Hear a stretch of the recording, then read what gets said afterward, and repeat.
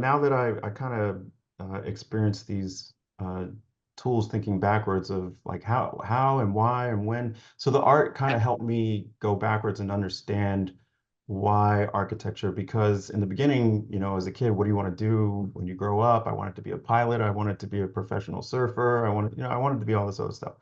Um, but what kind of I attributed to, there was the classical Legos. I did like using my hands. And but kind of, it was when, they tried to decide like, okay, you're going to do architecture, engineering, computers and all that.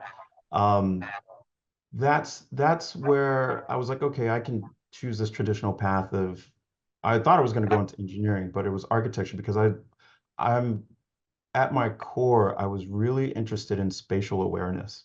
And I equated spatial awareness to emotions. And going further back, I understood the traumas that I've had made me very spatial aware. And so it was kind of like me going back and healing what space can do for a person, how we live in places, because I was affected by where we lived, and how we lived. And so there's this, what I've learned is, there's this emotional core that we have.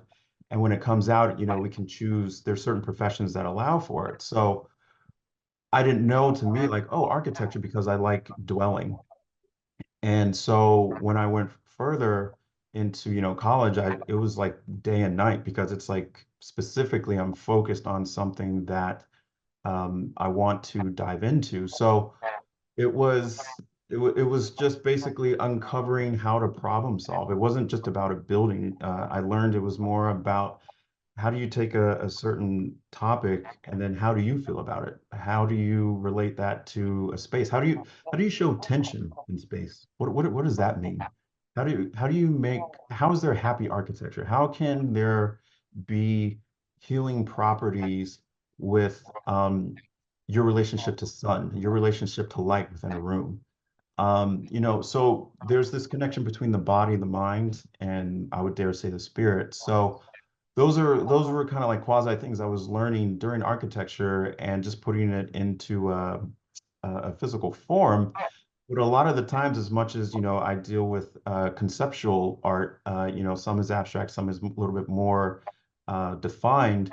But it's basically you're dealing with, when an initial thought comes to your mind, it's all abstract. And for me, I can communicate it to you with words, but the challenge and the fun is, how do I make a piece that says what I want it to say for myself, and then have it communicate to an audience in a certain way by not even mentioning anything about it. So with my work, it's trying to be intentional and specific, but yet I love the feedback of other people's relationships towards it, just as much as people have a different, your childhood home to my childhood home. The smells and the sounds and the sights, there's everything that's connected to it. So it was an easy transition from art, quote, to architecture. I dare say I was always an artist.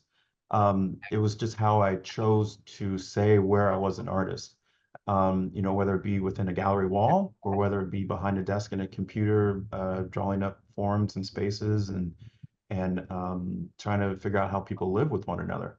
But yeah, so that's kind of how it evolved.